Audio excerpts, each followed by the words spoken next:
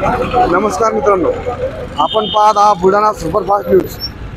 आज महाविकास आघाडीच्या वतीने शेतकऱ्यांच्या न्याय हक्कासाठी, शेतकऱ्यांच्या मागण्यासाठी व शेतकऱ्याच्या सोयाबीनला हमी भाव मिळावा यासाठी महाविकास आघाडीच्या वतीने आज दिनांक 18/9/2024 रोज बुधवारला भव्य अशा शेतकरी संघर्ष मोर्चाचे आयोजन केले आहे।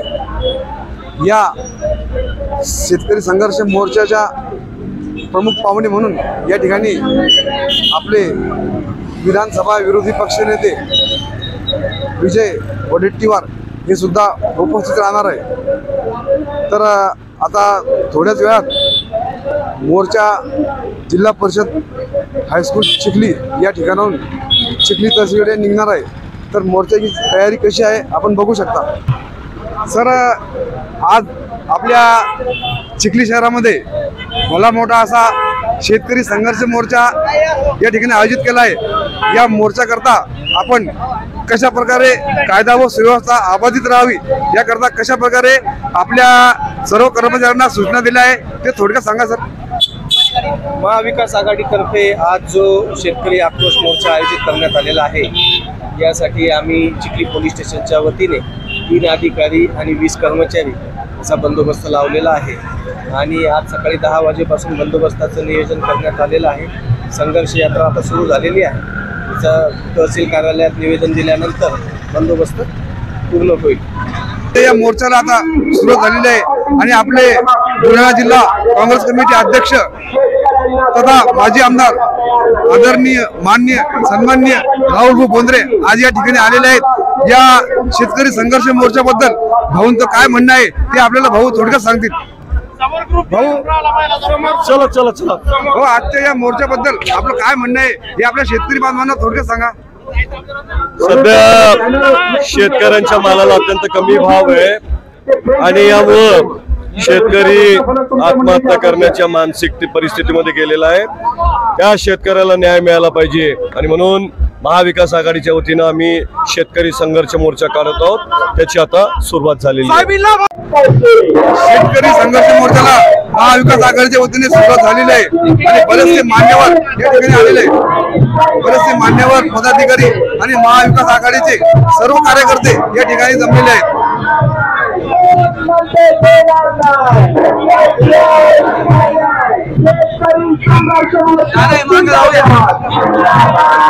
शेतकरी संघर्ष मोर्चा करता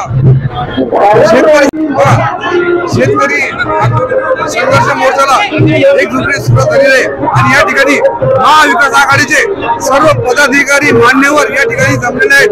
आपण या ठिकाणी बघू शकता सर्व या ठिकाणी जमलेले आहेत आणि मोर्चाला आता सुरुवात झालेली आहे। आपल्या शेतकऱ्यांच्या सोयाबीनला रास्त भाव नाहीये आणि बऱ्याचशा शेतकऱ्यांचं असं म्हणणं आहे की सरकारनं लाडकी बहीण योजना आणली म्हणजे शेतकऱ्याच्या मालाला भाव नाही आणि तेच पैसे ते देत आहे महिलांना। तर याबद्दल बोला। नाही, हे बरोबर आहे। महाराष्ट्र शासनाने जो महत्वाचा निधी आहे तो शासनाचा निधी बंद केलेला आहे।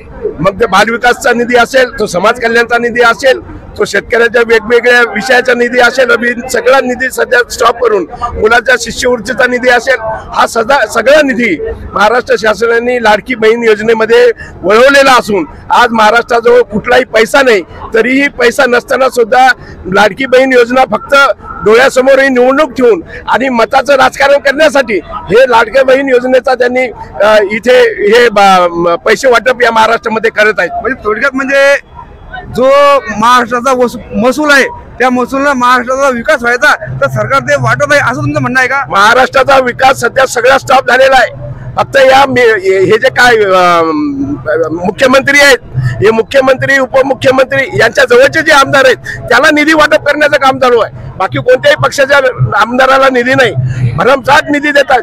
तुम्ही कुठेही पहा, चिखलीला पहा, बुलढाण्याला पहा, मेहकरला पहा, 500-500, 600 कोटी रुपये निधी आमदाराला देत आहेत। हा आपल्या खिशातला निधी आहे, आपल्या सर्वसामान्य जनतेच्या खिशातला हा निधी आहे आणि हा वाटप त्याचं या मुख्यमंत्र्यांनी सुरू केलेलं आहे आणि त्यामुळं हे कोलमडलेलं सरकार आहे आणि हे शेतकऱ्याच्या हिताचं नाही.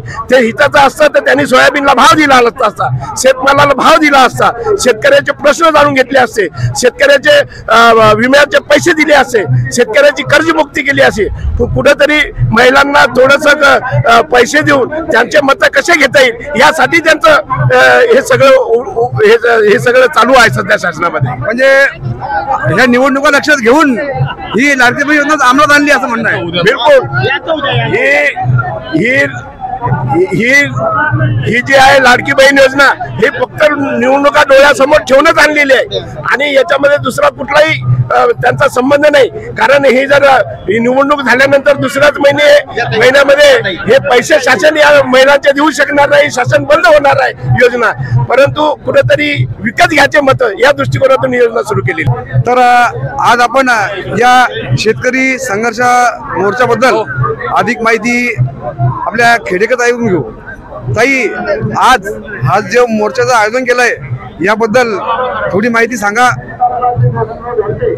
आजकालची परिस्थिती आपण पाहतच आहे. शेतकऱ्यांचा कुठेच विचार होत नाहीये. म्हणजे शेतकरी द्रोही असे हे सरकार आहे. कारण शेतकऱ्यांच्या एक तर मालावरती भाव नाही मालाला आणि जो माल घरात पडून असतो माला प्रत्येक गोष्टीवरती GST आहे. आता आपण जसं की याच्या आधी दादाने सांगितलं की ही जी लाडकी बहीण योजना आणली कशासाठी आणली आहे सरकारला, कारण त्यांना कळून चुकलेलं आहे की आपण शेतकऱ्यांना डावलून ही जी योजना चालवत आहे. शेतकऱ्यांच्या बाळाला भाव तर नाहीच नाही, पण आपल्याला जर सरकार बनवायचं असेल तर महिलांना वळवलं पाहिजे. ही भूल देऊन महिलांचे मतं जमा करण्याचं काम लाडक्या बहिणी योजनेतून होत आहे. आपण या ठिकाणी ताईंचं म्हणणं ऐकलं की ताईंचं म्हणणं असं आहे की मतं वळवण्याकरता या महाराष्ट्र शासनाने लाडकी बहीण योजना आणली, परंतु शेतकऱ्याच्या मालाला कसल्याही प्रकारचा भाव नाही.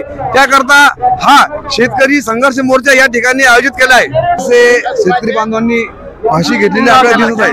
बघा, सोयाबीनला भाव भेटलाच पाहिजे. 8-8.5 हजार रुपये, कारण एकरी खर्च यायला लागला 15,000 रुपये. नागाटी अमकं डमकं हे ते जसा जास्तीचा खर्च यायला लागला. औषध काय भाव झालं, खताचे काय भाव झाले, खताचे 1400 रुपये पोतं झालं आणि सोयाबीन 4,000 रुपये विकू राहिली. म्हणून शेतकऱ्याला काही पुरवत नाही. त्याच्यापेक्षा फाशी घेतली तर चालते. शेतकऱ्यांना अशातला या सरकारचा ध्येय धोरण आहे. या ध्येय धोरणामुळे सरकारने कुठेतरी विचार करायला पाहिजे आणि शेतकऱ्याला कुठेतरी वाचवायला पाहिजे. शेतकरी एकजुटीचा, शेतकरी एकजुटीचा. मी पस्कर भट येथील रहिवासी असून शिवारी नारायण शेलार. सोयाबीनचे भाव 4,000. शेतकऱ्याला काय पुरतं ते 5,000 रुपये खर्च होऊन राहिला. मग का शेतकऱ्यांना आम्ही फाशी घ्यावी. तेलाचे भाव तुमचे, साखरेचे भाव तुमचे 110 होते, 140-50 लोक चालले आणि सोयाबीन 4,000. मी सुरेंद्र शामरावजी खपके, मुक्काम पोस्ट सुली, तालुका चिखली, जिल्हा बुलढाणा. इथे या शेतकरी मोर्चात याच्याकरता आलो की या सरकारनं शेतकऱ्याची अतिशय अडचणीची व्यवस्था करून ठेवलेली आहे. कर्जमाफी म्हणून कर्जमाफी केली नाही. शेतमालाला भाव नाही. कांदा जेव्हा कास्तकाराच्या गोडाऊनमधला पूर्ण व्यापाऱ्याच्या गोडाऊनमध्ये गेला तेव्हा यांनी त्याच्यावरची बंदी हटवली आणि ते निर्यात शुल्क कमी केलं. तसंच सोयाबीनचं तेल पहिले आयात केलं, सोयाबीनचे भाव पाडले आणि नंतर आता सोयाबीनच्या भावाबद्दल बोलायला लागले. हे एकंदरीत शेतकरी विरुद्ध धोरण आहे यांचं. त्या धोरणाचा विरोध म्हणून आम्ही एकत्रित तिथं झालेलो आहोत. इथे बऱ्याचशा आपल्या शेतकरी बांधवांचं असं म्हणणं आहे की शेतकऱ्याच्या मालाला भाव कमी दिला आणि यांनी लाडकी बहीण योजना आणली. म्हणजे हे जे शेतकऱ्याच्या मालाला भाव कमी देतात आणि लाडकी बहिणीला ते पैसे वाटतात, याबद्दल सांगा. याबद्दल म्हणजे हा निवडणुकीसाठी केलेला सगळ्यात मोठा उघड भ्रष्टाचार आहे. यांना 2.5 वर्षापासून हे सरकार आलं तेव्हा त्यांना लाडकी बहीण दिसलं नाही, लाडका कास्तकार दिसला नाही, लाडका भाऊ दिसला नाही, कोणी लाडकं दिसलं नाही. या 1.5 महिन्यातच लाडकं कसं काय झालं एकदम हे. एक ते हे आणि दुसरी गोष्ट 1,500 रुपयाचं सिलेंडर आणि 1,500 रुपयाची ती देणगी ती काय पुरणार आहे कास्तकारासाठी. आमच्या सोयाबीनलाच रास्त भाव पाहिजे, आमच्या कापसाला भाव पाहिजे, आमच्या कांद्याला भाव पाहिजे. आम्हाला सरकारी कोणतीही योजना फुकटचं काही नको. आमच्या कष्टाचे दाम आम्हाला पाहिजे, यांची भीक नको. आणि यांना करायचंच होतं तर मग यांनी 2.5 वर्ष आधी का नाही केलं.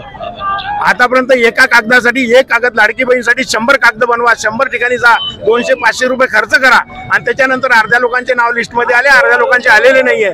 निव्वळ यांनी फक्त या सेंटरची भरपाई चालू ठेवलेली आहे आणि लोकांचे खिसे खाली करण्याचं काम चालू ठेवलंय. या विधानसभा निवडणुका तोंडावर आलेल्या आहे आणि ह्या निवडणुका लक्षात ठेवून या महाराष्ट्र शासनाने ही लाडकी बहीण योजना चालू केली आहे का? हे उघड भ्रष्टाचार आहे. मला सांगा, सरकारी नियोजनामधून सर्व काही देणग्या दिल्या जातात किंवा कोणत्या योजना येतात. आज प्रत्येक गोष्टीवर खासदाराचं आमदाराचं नाव असतं त्यांचं. यांच्या घरून शेती विकून हे पैसे आम्हाला देऊन आले का? सरकारचे, भारत सरकारचे आहेत, महाराष्ट्र शासनाचे आहेत. पण ते न करता या प्रत्येक या टपऱ्या पेटीवर ज्याच्यामध्ये 500 रुपयाचं सामान नाहीये त्याच्यावरही आमदाराचा फोटो, त्याच्यावरही त्यांचा फोटो. हे कशा करता पाहिजे आमदाराचा? आमदार घरून देत असतील तर काय हरकत नाही, त्यांनी त्यांची शेती विकावी आणि आम्हाला दान धर्म करावा. ते तर करत नाही. सरकारी योजना आणि त्याच्यासाठी सुद्धा म्हणजे प्रत्येक ठिकाणी आज पेट्रोल पंप वाटणं चालू आहेत. हे सरकारी कोट्यातले का आमदाराच्या घरचे आहेत? हे जे आपल्याला पीक विमा मिळाला, या पीक विम्यामध्ये बऱ्याचशा शेतकऱ्यांचं असं म्हणणं आहे की त्यांना या यादीतून वगळण्यात आलेलं आहे. तर याबद्दल काय म्हणणं आहे? हे सुद्धा माणूस पाहून झालेला आहे. ते अत्यंत भ्रष्टाचार आहे. हे सर्वे येतात, 200 रुपये घेतल्याशिवाय कोणता सर्वे करत नाही. इथं लाखो कास्तकार आहे, त्यांना विचारा तुम्ही. आणि ज्याच्या नावानं शेती आहे, ज्याच्या वावरातलं खरं पीक गेलेलं आहे, त्याला पैसाच मिळालेला नाहीये. मोठ्या मोठ्या कास्तकारांना हा पैसा मिळालेला आहे. गरीब लोक याच्यातून पूर्ण बाद झालेले आहेत. हे पीक विम्याचे पैसे काढण्याकरता या गरीब शेतकऱ्याकडून किती पैसे घेतले? 500 रुपये घेतलेले म्हणतात. 500 रुपये दिले आणि प्रत्येक आमच्या गावातून जवळजवळ एका गावातून जवळजवळ 1-1 लाख रुपये वसूल झाले त्याचे. प्रत्येक गाव 500, कोणाकडून 200, कोणाकडून 400. त्याच्याशिवाय पीक विमा नाही, बिलकुल नाही, अजिबात नाही. 40% कमिशन म्हणायचं आहे का? प्रत्येक गोष्टीचं 40% कमिशन हे महाराष्ट्र शासन आणि त्यांचे आमदार घेत आहे आणि शेतकऱ्यांना लुबाडलं जात आहे. अख्खा शेतकरी यांनी नंगा केलेला आहे, त्याचे कपडे उतरून टाकलेले आहे यांनी आणि लाडकी बहीण काढली. यांच्याकडे पैसे नसतील त्यांनी कशाला या बिचारा शेतकऱ्यांचं तुम्ही नुकसान करताय. 7,000 सोयाबीन तुम्ही 3,000 आणलं, हे चुकीच्या गोष्टी आहे. आणि श्रद्धाताई माले असो किंवा कोणते तुमचे दुसरे आमदार असो, यांचे फोटो प्रत्येक गोष्टीवर ठेवलेले आहेत. यांनी भांडे वाटले, तोंड पाहून वाटलंय, यांनी लाडकी बहीण काढली, तोंड पाहून केली. हे सर्व तोंड पाहून कामं करताय आणि मूळ जे शेतकरी आहे हे त्यांच्या म्हणजे योजनेपासून वंचित राहिलेले आहे. हे तुम्ही सर्वांनी लक्षात घ्यावं. यांचे जे लोक आहे यांना जे बघतात म्हणजे कुठली मदत करत आहे, बाकी शेतकऱ्यांना कुठली मदत भेटत नाही. त्यांना लाडकी बहीण योजना नको, फक्त शेतमालाला हमी भाव पाहिजे. हॅलो, आता पूर्वी 6,000 रुपये सोयाबीन होती, आता 3800 रुपये चालली. खताचे भाव वाढले, मजुरीचे भाव वाढले, त्यामुळे शेतकरी हवालदिल झाला आणि विम्याचे पैसे वेळेवर पडत नाही. 1 रुपयाचा विमा करायला 100 रुपये खर्च येतो. त्याच्यामुळे हे सगळं शेतकरी हवालदिल होऊन आत्महत्येकडे वळून राहिलेला आहे. शेतकरी आत्महत्या करतात, तर मग आत्महत्याग्रस्त कुटुंबांना शासन मदत करतं का? आणि जर शासनाने मदत केली असेल तर ती मदत वेळेवर त्याला मिळते का? आत्महत्या शेतकऱ्याला मदत मिळत नाही, वेळेवर मिळत नाही, ती काहीच मिळत नाही शेतकऱ्याला. बघा, यांचं म्हणणं असं आहे की शेतकऱ्यांना आत्महत्या केली त्यावेळेस शेतकऱ्याला कसल्याही प्रकारची मदत वेळेवर मिळत नाही. भाववाढीचे जे प्रश्न होते हे फडणवीस साहेबांचे होते, हे कोण्या पक्षाचे नव्हते. ते ज्याच्या अगोदर सत्तेत यायच्या अगोदर म्हणायचे की 7,500 रुपये भाव आपल्याला सोयाबीनला मिळाला पाहिजे आणि कापसाला 12,000 रुपये भाव मिळाला पाहिजेत. आता ते साहेब सत्तेत असल्याच्यानं बी पैसे द्यायला तयार नाहीयेत. याच्या अगोदर सत्तेवर यायच्या अगोदर ते म्हणायचे की शेतकऱ्याला हे परवडत नाही, मार मोर्चे काढायचे, तितंबेबाजी करायचे. आता मला सांगा, तुम्ही लाडक्या बहिणीला 1,500 रुपये यायला दिले आणि नेमकी दिवाळी आली तर 135 रुपये किलो तेल केलं. हे कोणता धंदा यायचा? बघा, लाडक्या बहिणीकडून यायले पैसे पुन्हा परत काढून घ्यायचे आणि घरी घरी जाऊन विचारतात मुख्यमंत्री साहेब की बाई तुम्हाला पैसे मिळाले का? म्हणजे असे न देता असा प्रचाराचा हा फायदा घेऊन राहिले. हे असं कोणतं सरकार आहे? यायचेच काही वाक्य आहे ना की असं झालंच पाहिजे, तसं झालंच पाहिजे. आता कुठे आहे? बघा, ज्यावेळेस फडणवीस हे सरकारमध्ये नव्हते त्यावेळेस त्यांनी सांगितलं होतं की शेतकऱ्याच्या मालाला आम्ही योग्य तो भाव देऊ, परंतु आज सत्तेमध्ये आले तर ते शेतकऱ्याच्या मालाला भाव देत नाही असं या शेतकऱ्यांचं म्हणणं आपण थोडक्यात ऐकलेलं आहे. आणि शेतकऱ्यांचं म्हणणं असं आहे की त्यांना लाडकी बहीण योजना नको, फक्त शेतमालाला भाव पाहिजे. बोला साहेब, हे सगळं रुबाळू सरकार आहे, हे काहीच देऊ शकत नाही. भाव वाढवायचे आणि तेच पैसे जमा करायचे आणि परत गरीबाला वाटायचे. यायचेच बोल होते, हे बोलू तर सत्तेवर आले की हे काही ना काही करतील. 12 महिने झाले नमो योजना बी नाही मिळेल, PM किसानची योजना नाहीये. हे तोंडोपण पैसे देतात भाऊ, हे काही सरकार आहे काय? तुमच्या गावातील बऱ्याचशा शेतकऱ्यांना मागील वर्षी जे पीक विम्याचे पैसे आहे ते सुद्धा भेटले नाही आणि ज्या शेतकऱ्यांना म्हणजे पीक विम्याची आवश्यकता होती त्यांचं नाव त्यातून वगळण्यात आलं आणि धनिक शेतकऱ्यांना हे मिळालं. याबद्दल बोला. आणि हे जे पैसे 15 ऑगस्टला देणार होते आता त्याने 15 सप्टेंबर केलं. कुठे आहेत ते पैसे? 10 सप्टेंबर होते. 10 सप्टेंबर सरकार आहे. नापिकी आणि सोयाबीनची नापिकी आणि पीक विमा 10 सप्टेंबरच्या आधी येणार होता. आमच्या शेतात येऊन बा सध्या तुम्ही आता हे लाईव्ह आहे, तुम्ही शेतात या सध्या किती वावरची पिढी सध्या. तर आपल्या शेतकऱ्यांचं जे शासनानं सांगितलं होतं कर्जमाफी होणार ते झाली का? कर्जमाफीच नाहीये सर. अजून कुठं काय द्यायचा मेळ आहे? हेच पैसे नाही आमचे नमो योजनाचे PM किसानचे 12 महिने झाले. म्हणजे फक्त तुम्हाला हे सरकार खोटी आश्वासन देत आहे असं तुमचं म्हणणं आहे? सरकार पहिल्यापासून आहे ना, कोणते पंतप्रधानाचे बोल सक्सेस झाले? 2023 पासून प्रत्येकाला घरकुल भेटणार होते. आमच्या गावात मुस्लिम समाजाला तर एकही घरकुल नाही अजून. बघा यांचं म्हणणं आहे यांच्या गावामध्ये मुस्लिम समाजाला एकही घरकुल भेटलेलं नाही. म्हणजे यांचं म्हणणं असं आहे थोडक्यात की हे सरकार नुसतं आश्वासन देतं, करत काहीच नाही. काहीच नाही करत नसताना करणारही नाही ना. कुठून करणार आहे मला सांगा तुम्ही? पहिले गरीबाचे पैसे लुबाडायचे आहेत आणि नंतर ते परत लोकांना द्यायचे आहेत. यायला हातात लाडकी बहीण दिसली का? याच्या अगोदर बहीण नव्हती का कोणाची? पीक विम्याच्या सर्व 200 रुपये सध्या पीक विमा जो चालू आहे सरकारनं सांगितलं की विमे काढा. सरकार 1 रुपयात विमा काढून देते आणि विम्याचा हप्ता घेत नाही. परंतु विम्याचे सर्व जे चालू आहेत हे कंपन्या ज्यांनी नियुक्त्या केल्या आहेत हे 2-2 म्हणजे प्रत्येक शेतकऱ्याकडून 500 रुपये एकाच ठिकाणी कोणत्याही सर्वे न करता एकाच ठिकाणी सर्वे करून आले आणि तिथं त्याचं जिओ टॅगिंग जे आहे तेही येऊन राहिलं आणि तिथे 500 रुपये घेऊन विमा क्लेम करायला जाऊ राहिले. विमा मिळणार आहे का? हे जे लोक नियुक्त केलेले ते कोण नियुक्त केले आणि हे 500 रुपये कशाचे घेतात हे शासनानं विचारलं पाहिजे. बघा शेतकऱ्यांचं असं म्हणणं आहे की पीक विम्या करता प्रत्येक शेतकऱ्याकडून 500 रुपये घेतात. 500 रुपये कशा करता घेतात? क्लेमसाठी 500 रुपये घेतात असं शेतकऱ्यांचं म्हणणं. आपल्याला ही बातमी आवडली असेल तर बुलढाणा सुपरफास्ट न्यूज या चॅनलला लाईक करा आणि बातमीला जास्तीत जास्त शेअर करा.